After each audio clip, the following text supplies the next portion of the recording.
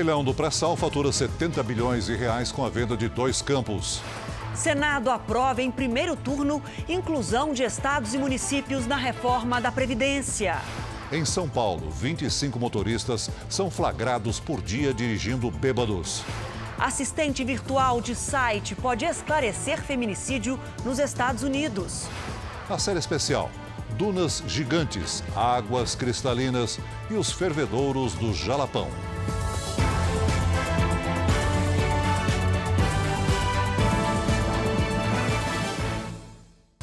Oferecimento Prime. Invista com quem conhece você.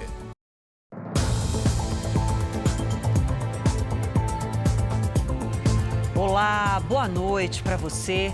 Todos os dias, 25 motoristas de São Paulo têm a carteira de habilitação suspensa pelo mesmo motivo: embriaguez ao volante. A polícia espera o laudo médico para testar se o motorista que atropelou um casal num posto de combustíveis dirigia sob o efeito do álcool.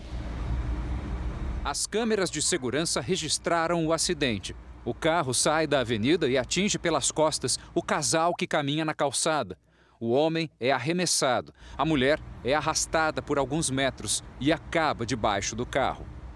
O atropelamento aconteceu no sábado à noite, neste posto de combustíveis em São Paulo. Este frentista foi o primeiro a falar com o motorista após o acidente. Ele estava aéreo, ele estava meio... Não, ele falou, que atropelamento? Você atropelou a moça está embaixo do carro, cara. Aí ele falou, é mesmo, cara? Segundo o boletim de ocorrência, o comportamento do motorista levanta a suspeita de que ele dirigia sob o efeito de álcool. Ele não quis fazer o teste do bafômetro, mas o caso foi registrado como lesão corporal por acidente de trânsito e embriaguez ao volante.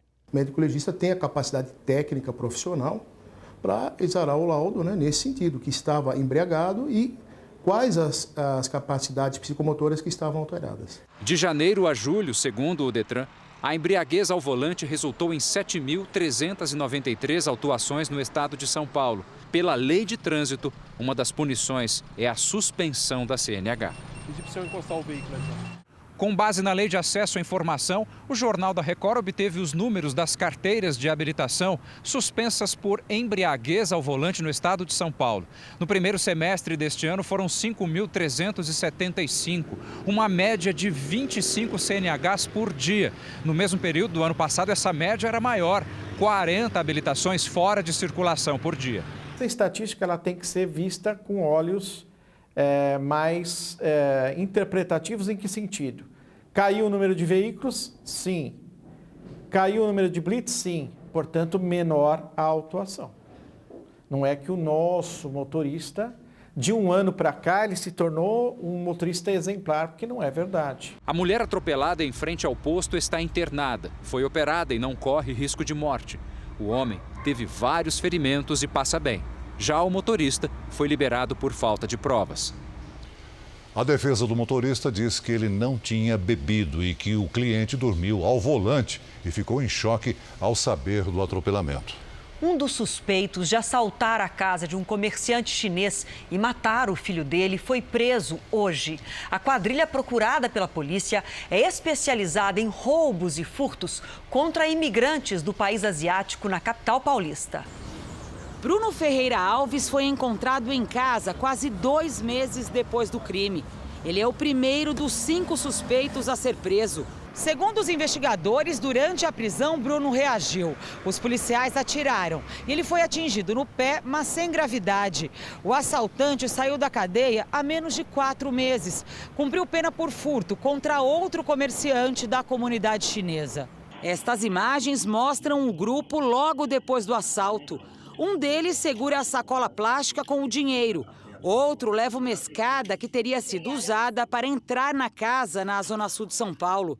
Esta outra câmera de segurança flagrou um integrante da quadrilha antes do crime, com um frasco de álcool na mão. Durante o assalto, os criminosos amarraram a família, jogaram o produto nas vítimas e ameaçaram atear fogo. O filho, um homem de 32 anos e com deficiência intelectual, foi espancado até a morte. Os assaltantes queriam mais dinheiro. O comerciante entregou tudo o que tinha em casa, R$ 4.500 do caixa da pequena avícola da família.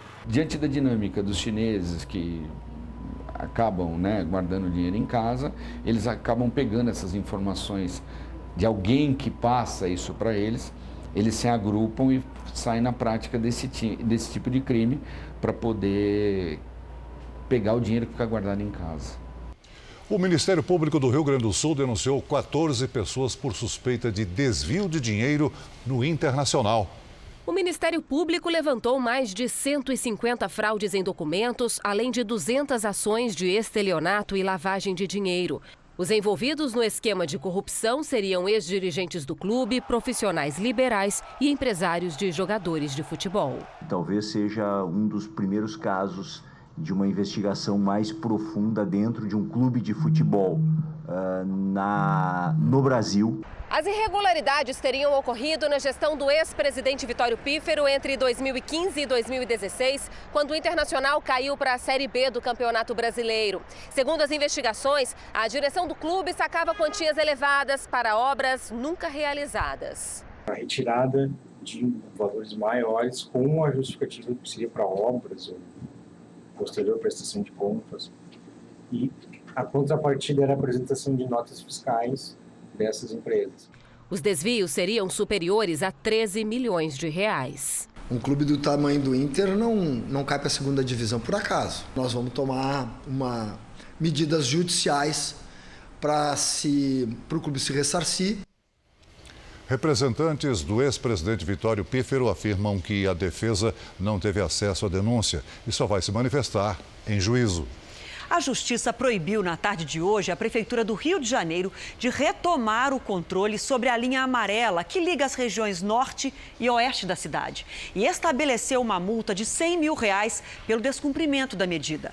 Desde ontem à noite, a cobrança do pedágio nos dois sentidos da Via Expressa estava interrompida. As cancelas foram desativadas por agentes municipais. Isso aconteceu logo depois que a Câmara Municipal do Rio aprovou por unanimidade o projeto que autorizou a Prefeitura a assumir a administração da linha amarela. A empresa que explora a concessão recorreu e conseguiu reverter o processo. Uma auditoria da Prefeitura constatou prejuízo de R$1 bilhão e 600 milhões no contrato do município com a concessionária nas últimas 2 décadas. A Prefeitura do Rio vai recorrer dessa nova decisão. Uma menina de 1 ano e 10 meses morreu de sarampo em Limeira, no interior de São Paulo. Com isso, já são 14 os mortos no estado desde agosto. A menina estava na faixa etária considerada a mais vulnerável para a doença. Até agora, só há uma vítima fora de São Paulo. Um bebê que morreu em Pernambuco. A Polícia Federal abriu um inquérito para apurar a conduta do porteiro do condomínio em que o presidente Bolsonaro possui uma casa no Rio de Janeiro. Ele citou o presidente em depoimento sobre a investigação da morte da vereadora Marielle Franco, mas foi desmentido em seguida pelo Ministério Público e por uma gravação da portaria. Vamos ao vivo até o Rio, onde o repórter Pedro Paulo Filho tem mais informações. Boa noite para você, Pedro. Boa noite, Adriana. Boa noite a todos. A Polícia Federal vai apurar se o porteiro cometeu os crimes de falso testemunho, obstrução da justiça e denunciação caluniosa. E se ele ainda desrespeitou a Lei de Segurança Nacional ao imputar um fato definido como criminoso ou ofensivo à reputação do presidente. O porteiro disse em depoimento que um dos suspeitos de matar Marielle Franco e o motorista Anderson Gomes entrou no condomínio no dia do crime pedindo para ser anunciado na casa de Jair Bolsonaro. Na verdade, como demonstra uma gravação da portaria, ele entrou em contato com outro suspeito, Rony Lessa, que também possui uma casa no local. Em nota, o Ministério Público Federal informou que só irá se pronunciar após a conclusão das investigações. Do Rio de Janeiro, Pedro Paulo Filho. Obrigada, Pedro. Pescadores e marisqueiros esperam a liberação de ajuda federal para compensar a queda nas vendas provocada pelo derramamento de óleo em praias do Nordeste. Cerca de 200 representantes de comunidades que vivem da pesca cobraram do Estado e da União soluções para o problema econômico e social gerado pelo petróleo. Segundo a Defensoria Pública, o auxílio emergencial deve ser liberado até o final de novembro. O valor, por ser um benefício assistencial, será de um salário mínimo, mas na nada impede que o pescador que estiver recebendo esse benefício também receba o seguro defeso, porque eles são coisas absolutamente distintas. Nada impede que ele receba o Bolsa Família. Edson, pescador a vida toda, já passa necessidade por causa da contaminação. Ele cobrou a agilidade do governo. As contas, as crianças não esperam, então existe essa preocupação nossa, é isso aí, a gente estamos preocupados, estamos com a corda no pescoço. O número de pescadores e marisqueiros afetados na Bahia ainda é incerto. São 43.200 registrados no Ministério da Agricultura, que também trata da pesca. Mas entidades ligadas à categoria estimam em 150 mil. Segundo o Ministério Público, há 6 anos o governo federal não atualiza o cadastro, que agora precisa ser corrigido. Em mutirões, o governo da Bahia fez 2.500 novos cadastros em menos de 20 dias. Edson se cadastrou. Hoje ele saiu para pescar, mas já sabe que vai vender pouco. A vendagem está fraca, porque o óleo está prejudicando muito isso aí. A Secretaria de Agricultura e Pesca, que foi integrada ao Ministério da Agricultura, disse que está esperando a medida provisória que autoriza o pagamento do auxílio. Diz também que está atualizando o cadastro de pescadores artesanais de todo o país. O ministro do Meio Ambiente, Ricardo Salles, foi chamado à Câmara dos Deputados para explicar as ações do governo contra o vazamento de óleo. E outros 4 petroleiros gregos, além do Bubulina, estão sendo investigados pela Polícia Federal. O Bubulina, da Delta Tankers, é apontado como o principal suspeito, mas não é o único. A Polícia Federal pediu informações a outras 3 empresas gregas, donas destes 4 navios-tanque. O capitão Pembroke, da Euronave, o Maran Apollo e o Maran Libra, da Maran Tankers, e o Minerva Alexandra, da Minerva Marine, que, como os proprietários do Bubulina, nega a autoria. Em nota, a Minerva Marine diz que tem todos os documentos necessários para provar que sua embarcação não esteve envolvida nesse derramamento de óleo. De acordo com o plano de contingência, a Autoridade Nacional para a Contenção do Desastre é o Ministério do Meio Ambiente. Ao participar de uma audiência pública nesta quarta-feira, aqui na Câmara dos Deputados, o ministro Ricardo Salles se referiu a governos anteriores, que, segundo ele, deixaram o Estado quebrado. Grande parte dos problemas enfrentados sobre materiais ou dificuldades orçamentárias decorrem de uma coisa: nós recebemos um Estado quebrado. Quebrado graças às políticas cujos partidos estão alguns representados aqui, fizeram no país. O ministro também falou sobre as medidas que estão sendo tomadas pelo governo. O que nós temos feito são medidas de contingência, de segurar o óleo, como está sendo feito, por exemplo, em Abrolhos. Há 9 navios nesse momento lá, e onde quer que seja necessário, assim será feito. Portanto, nós não controlamos a maré, mas controlamos, podemos fazer esse esforço, e o esforço está sendo feito. Quer acompanhar em tempo real a situação das manchas no Nordeste? O R7.com tem uma página sobre o assunto. É só digitar r7.com/óleo no Nordeste. Agora, olha essa história. Nos Estados Unidos, uma assistente virtual vira testemunha de um crime. A polícia investiga o assassinato de uma mulher após uma discussão com o marido. Os agentes acreditam que o aparelho registrou o áudio da briga. O dispositivo está sempre ligado, esperando apenas uma palavra-chave para começar a funcionar.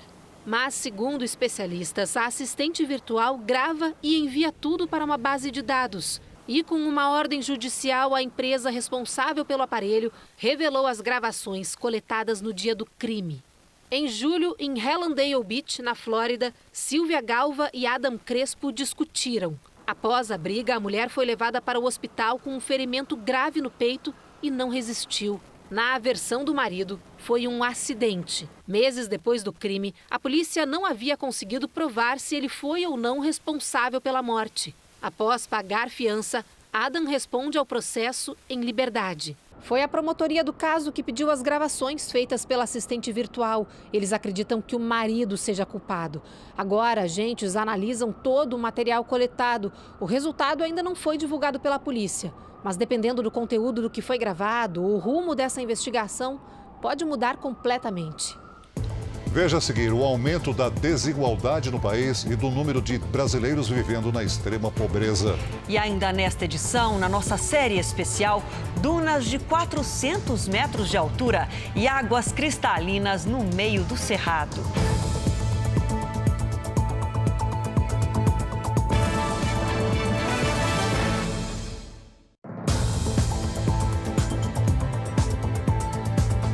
O governo pretende lançar na segunda-feira o programa Emprego Verde Amarelo, que tem a finalidade de flexibilizar as leis trabalhistas e facilitar a contratação de jovens e pessoas acima de 55 anos.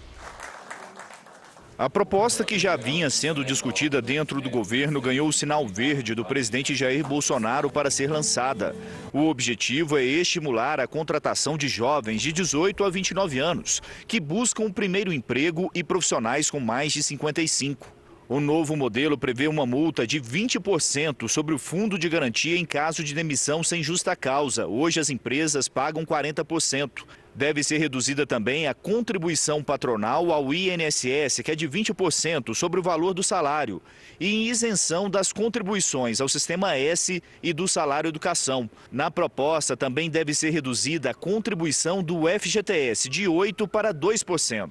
A ideia do governo é estimular a geração de empregos. No país, de acordo com o IBGE, são 12 milhões de desempregados. Mas para que sejam criadas vagas novas e evitar que as empresas façam a substituição de funcionários pelo modelo mais barato de contratação, no trabalho verde e amarelo, o governo vai limitar o salário a um mínimo e meio, quase R$ 1.500.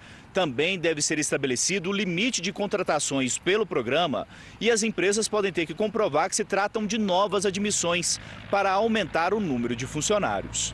O programa deve ser lançado na próxima segunda-feira no Palácio do Planalto. Aumentou o número de brasileiros que vivem na extrema pobreza. A desigualdade social também cresceu desde 2012, segundo dados divulgados hoje pelo IBGE. Vamos destacar alguns desses números da desigualdade aqui no nosso telão, começando pelos dados da educação. 4 em cada 10 brasileiros acima de 25 anos ou não têm instrução nenhuma ou não completaram o ensino fundamental. E o analfabetismo é de 8% da população. Essa é a 5ª maior taxa entre países da América Latina. O IBGE também registrou que a pobreza extrema alcançou o maior patamar histórico desse estudo, atingindo 6,5% da população brasileira. Ou seja, são 13 milhões e meio de pessoas vivendo com uma renda mensal de apenas R$ 145. E o IBGE também divulgou dados sobre a desigualdade de renda, que é bastante significativa. Os 10% da população com os maiores salários ganham, em média, 13 vezes mais que os 40% da população com os menores rendimentos. A pior desigualdade está registrada no estado do Piauí. A diferença chega a ser de 18 vezes. E as menores taxas de desigualdade estão em Santa Catarina, Goiás, Alagoas e Mato Grosso. E por último, nós separamos um recorte bem importante sobre a desigualdade no mercado de trabalho entre negros e brancos. Segundo o IBGE, os brancos ganham, olha só, quase 74% a mais que os pretos ou pardos. Essa é a terminologia que a pesquisa do IBGE usa. O salário médio, uma hora de trabalho de um profissional branco, vale R$ 17, enquanto a hora de trabalho de um profissional preto ou pardo vale R$ 10. E a desocupação também é maior nessa faixa da população. O ministro da Economia, Paulo Guedes, deu a largada hoje nas negociações com os senadores do novo pacote de reformas de Estado. Mais de 40 senadores compareceram ao café da manhã na residência oficial do presidente do Senado para ouvir do ministro da Economia a defesa das 3 propostas de emendas constitucionais entregues à casa.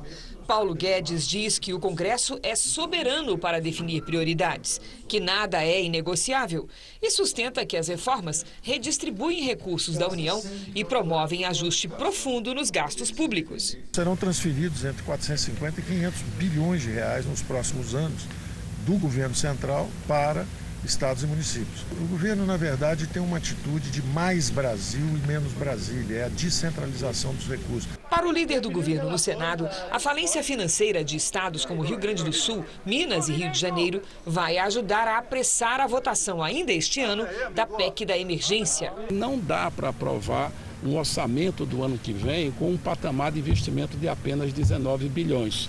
Portanto, a PEC da emergência fiscal pode abrir espaço fiscal no orçamento já do próximo ano e, com isso, a gente poder avançar nos investimentos públicos federais em mais de 25 bilhões. Hoje mesmo foram definidos os relatores das emendas. Otto Alencar, do PSD da Bahia, fica com a PEC dos fundos.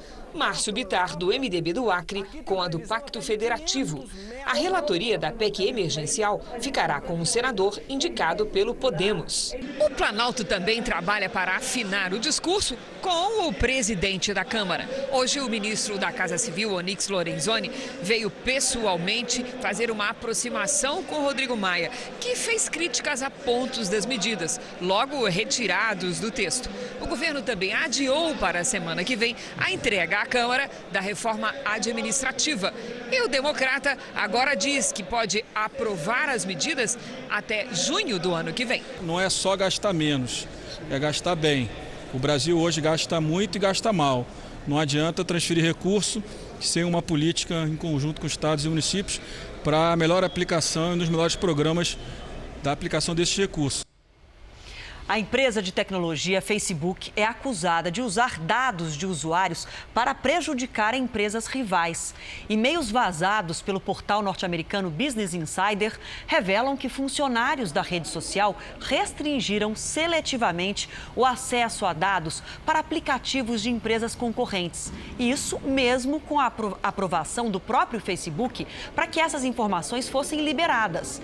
A intenção era evitar que dados valiosos fossem parar nas mãos dos concorrentes. Um porta-voz do Facebook afirmou ao Business Insider que os documentos publicados pelo portal foram tirados de contexto e distribuídos publicamente, desrespeitando leis americanas.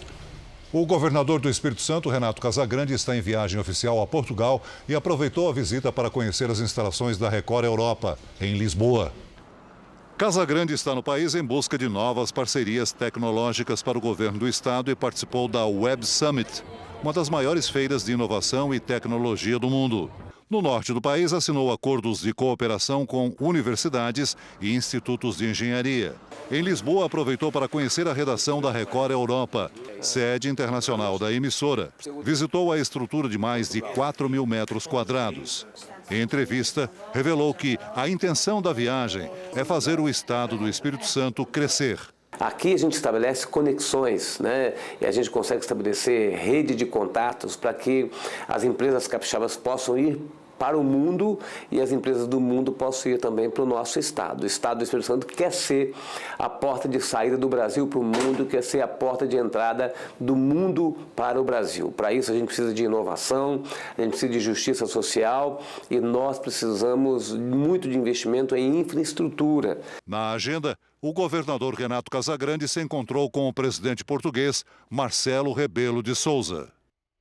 Você vai ver a seguir o leilão do pré-sal que faturou 70 bilhões de reais com a venda de 2 campos. E na nossa série especial, água cor de esmeralda e bolhas que brotam da terra. São os fervedouros do Jalapão.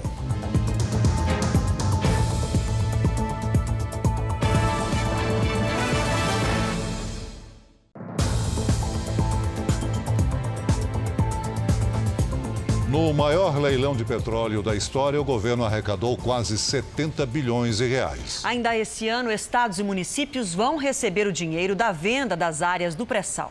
Os ministros de Minas e Energia, Bento Albuquerque, e da Infraestrutura, Tarcísio Gomes de Freitas, acompanharam o leilão que arrecadou quase 70 bilhões de reais. O Brasil se consolidará como exportador e será um dos 5 maiores produtores de petróleo do mundo. Hoje foi vendido o excedente da produção de 4 campos de petróleo, a chamada cessão onerosa. As áreas ficam na Bacia de Santos e já são exploradas pela Petrobras. A estatal arrematou 2 delas, Itapu, onde continua como única operadora, e Búzios, considerado o maior campo de exploração de petróleo do mundo. Nessa área, a Petrobras formará um consórcio com 2 empresas chinesas. Os campos de Sépia e Atapu não receberam propostas. O protagonismo da Petrobras no leilão deixou o mercado por algumas horas instável. O índice Bovespa caiu e o dólar fechou o dia em alta. Mesmo sem receber ofertas em 2 blocos, o governo considerou o resultado do maior leilão de pré-sal do mundo um sucesso. O valor arrecadado vai gerar investimentos e empregos. Estados e municípios já começam a receber dinheiro ainda este ano. Para ressarcir os investimentos feitos até agora, a Petrobras vai ficar com quase 35 bilhões de reais. Governadores e prefeitos irão repartir 10 bilhões e 600 milhões de reais. Os estados produtores, como o Rio de Janeiro, receberão pouco mais de 1 bilhão de reais. O saldo de 23 bilhões ficará com o governo federal, que poderá, assim, aumentar investimentos em áreas sociais. Defesa, saúde e educação certamente entrarão como prioritárias e teremos descontingenciamento nessas áreas. Nesta quinta, uma nova rodada de leilão do pré-sal. Desta vez serão ofertados 5 campos entre as bacias de Campos e Santos. A previsão é arrecadar 8 bilhões de reais. Em Brasília, o presidente Jair Bolsonaro reforçou que não houve nenhum tipo de frustração com o resultado do leilão. Tinham 4 áreas, foram vendidas 2, foi um sucesso. Se vender 0, vai ser 0, não tem frustração. Tá? Vendeu metade, mais da metade, eu não sei, lógico, é o campo mais importante, né? Foi vendido. O Senado aprovou em primeiro turno o texto principal da PEC paralela. O projeto altera pontos da reforma da Previdência e inclui estados e municípios nas novas regras. Nós vamos a Brasília com a repórter Raquel Vargas. Boa noite, Raquel. Há previsão para votação em segundo turno? Oi, Celso, boa noite para você, boa noite a todos. Olha, a previsão, segundo o presidente do Senado, Davi Alcolumbre, é votar daqui 2 semanas. O texto aprovado na Comissão de Constituição e Justiça e levado ao plenário teve aval de 56 senadores. Entre as mudanças sugeridas, a principal delas é incluir estados, o Distrito Federal e municípios nas novas regras previdenciárias. Isso por meio de lei ordinária. Além disso, a proposta também permite regras diferenciadas para servidores da segurança pública e também para policiais militares. Prevê ainda a contribuição previdenciária de exportadores agrícolas e de micro e pequenas empresas e aumenta o valor da pensão por morte por dependente menor de idade. Se o texto for aprovado em segundo turno aqui no Senado, ele segue para análise da Câmara e, se for aprovado pelos deputados, pode gerar uma economia de 350 bilhões de reais em 10 anos. Mas antes da análise em segundo turno aqui no Senado, os senadores se reúnem na terça-feira que vem para promulgar a reforma da Previdência. De Brasília, Raquel Vargas. Obrigado, Raquel. Obrigada.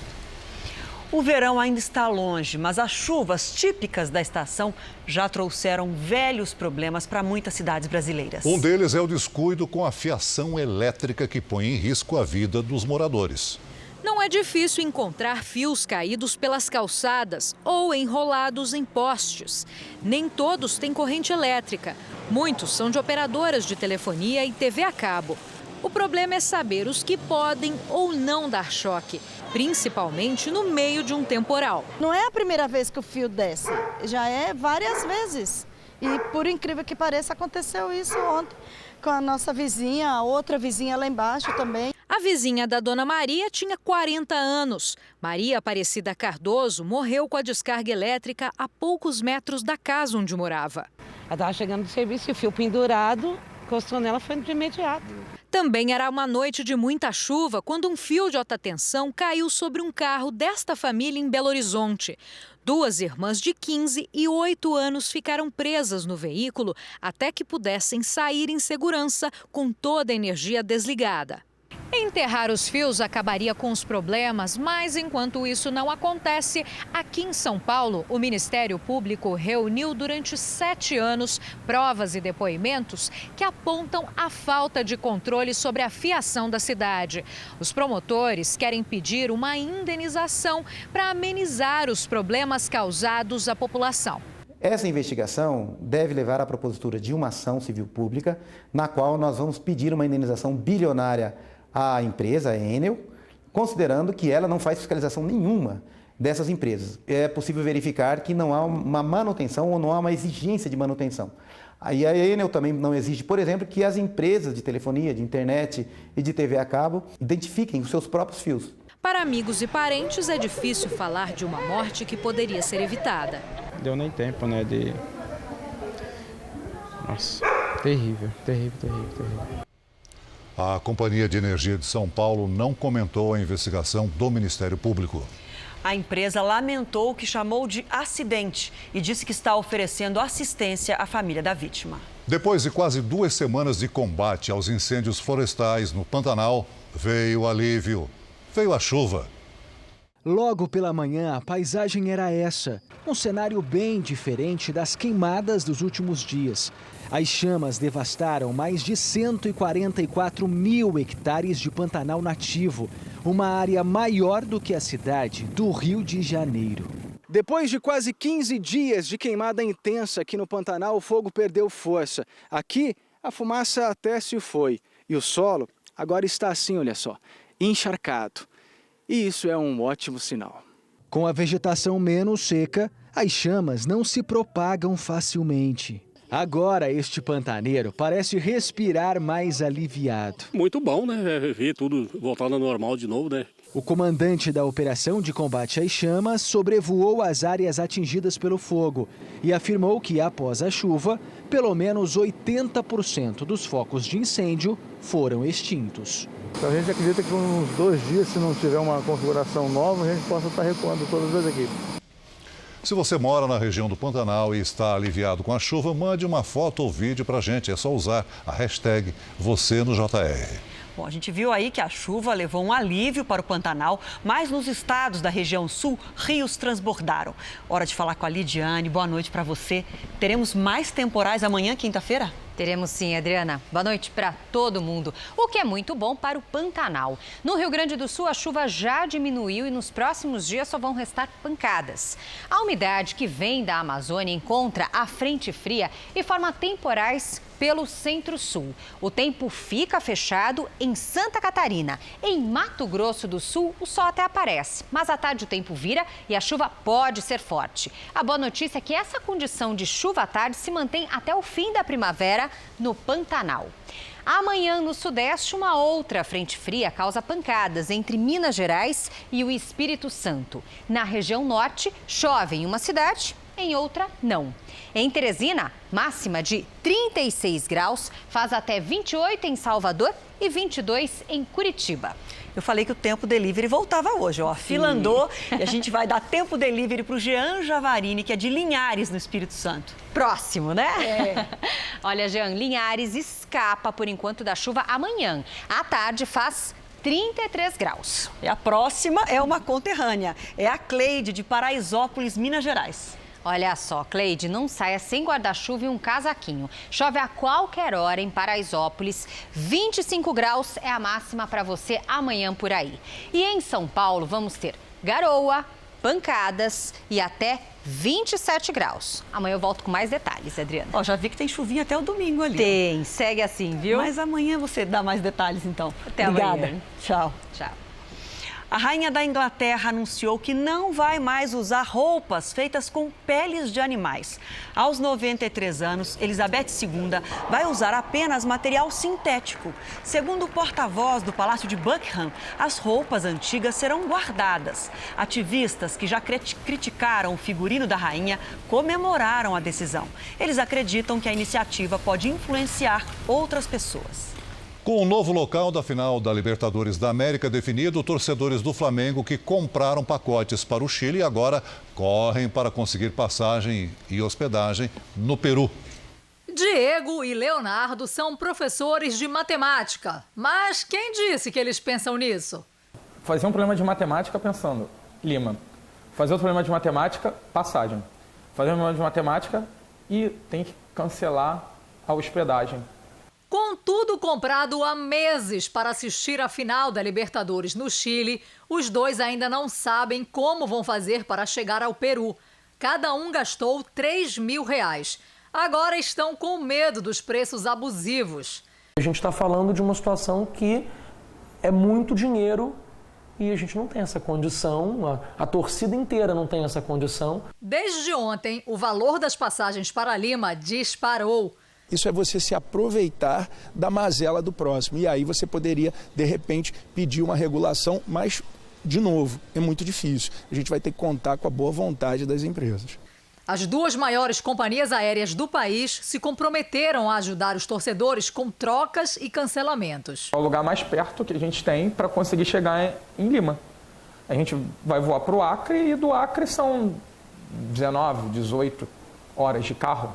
A diretoria do Flamengo ainda estuda o que fazer para ajudar a torcida a chegar em Lima sem maiores prejuízos. A última vez que o Flamengo participou de uma final da Libertadores foi há 38 anos. Nem Leonardo nem Diego tinham nascido. Por isso, eles estão dispostos a tudo, com um único objetivo. Eu não quero processar ninguém, eu só quero que o Flamengo seja campeão. Exatamente. Pelo Brasileirão, o Corinthians voltou a vencer após 8 jogos. O Fortaleza marcou primeiro com Romarinho. Pedrinho chutou de fora da área. O atacante Bozelli sozinho dominou e não teve problemas para empatar o jogo para o Corinthians. 1-1. No segundo tempo, Júnior Urso, de cabeça, aumentou para o Corinthians. 2-1. O goleiro Walter desviou o chute de Chiesa. No rebote, Bruno Melo cruzou e Chiesa chegou cabeceando para empatar para o Fortaleza. 2-2. E após o cruzamento de Cleison, Bozelli de cabeça marcou o último gol do jogo. Final, Corinthians 3, Fortaleza 2. Num Brasil de muitas paisagens e belezas naturais, o Jalapão, no Tocantins, tem um cardápio variado, viu? Dunas, cachoeiras, rios de águas cristalinas, lagoas que borbulham e fazem o visitante se sentir na lua. Então, é para lá que nós vamos, com o repórter Luiz Gustavo.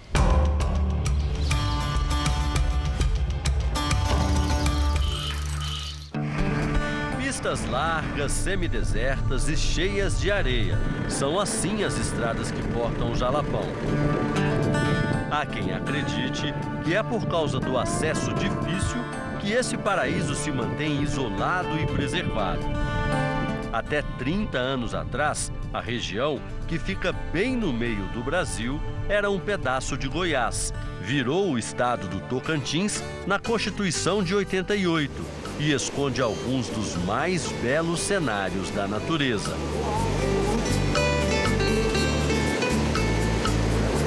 Uma piscina natural de águas cristalinas e de cor verde esmeralda.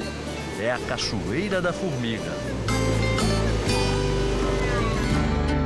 As veredas rodeadas de buritis aos pés do paredão rochoso da Serra do Espírito Santo são a porta de entrada de um dos pontos mais visitados do Jalapão, as dunas.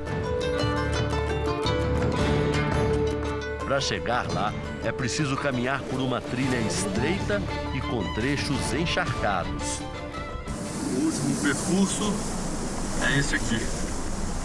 Uma subida mais ou menos 50 metros. O esforço vale a pena. Rodeada pelo verde da paisagem e pelo azul dos rios, a areia reflete a luz do sol em vários tons de dourado. As dunas chegam a 400 metros de altura, um lugar raro onde o vento marca a hora para chegar. A partir das 2 horas da manhã começa o vento aqui, o vento tão forte que traz a areia da serra, joga tudo aqui. Quando é no outro dia, você vem aqui de manhã, não tem rastro de ninguém aqui. E vai até que horas o vento? Até 10 horas da manhã. A partir das 10 horas, aí para tudo. Uma das versões é de que as dunas seriam o fundo de um oceano que um dia existiu aqui. A segunda, e mais provável, é que elas são o resultado da erosão natural da Serra do Espírito Santo, que tem 21 quilômetros de extensão. Sutilmente, o vento sopra para a parte logo abaixo da serra grãos de areia que vão se acumulando nas dunas. Aqui é um ambiente totalmente diferente, né?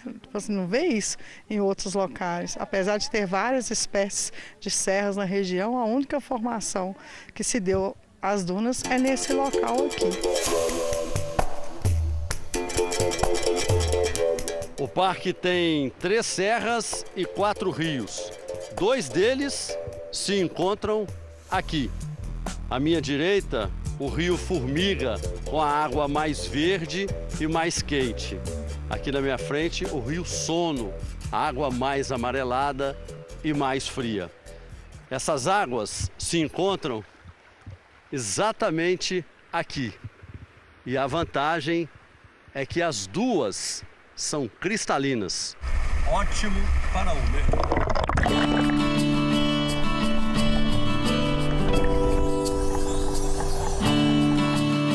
A água é tão limpa que parece que estamos numa piscina. E a riqueza do Jalapão não é apenas aquela que podemos ver. Escondido no subsolo, o lençol freático é farto e surpreendente. As nascentes jorram na superfície e formam lagos. São chamados fervedouros. Os jatos que vêm do lençol freático borbulham constantemente, permitindo que o banhista flutue no poço de água transparente, cercado de bananeiras. Não por acaso, o Jalapão se tornou um dos destinos mais procurados pelos brasileiros. Se roda muito estrada de chão, pega muita poeira, mas chega aqui num lugar desse vale muito a pena. Este grupo veio do Rio Grande do Sul. Uma sensação incrível, parece que a gente está caminhando na Lua. Nunca estive lá, né? Mas deve ser dessa forma. De tão apaixonada pelo lugar, esta mineira decidiu trocar de estado e até de profissão. Largou a carreira consolidada de técnica em radiologia em Minas Gerais para ser guia de turismo no Jalapão. Para muita gente lá em Minas, o povo acha que aqui só tem índio e onça, que mora aqui por causa de ser afastado. Mas não, é isolado, mas tem vida. Deus, mistérios e magia. O que ela mostra aos turistas no Jalapão está nos versos do artista local Dorivan, o primeiro a cantar os mistérios e belezas da região. Serão dunas, Siné e beira de mar, e nas águas do fervedor, porque eu não consigo afundar. E nas águas do fervedor, porque eu não consigo afundar. Meu Tocantins.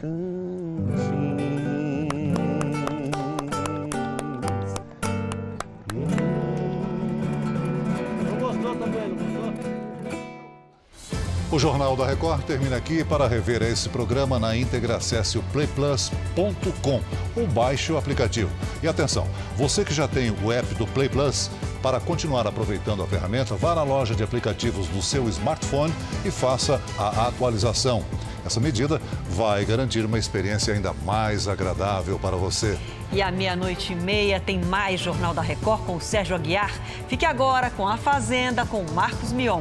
A gente volta a se encontrar amanhã aqui no JR. Até lá. Boa noite e até amanhã.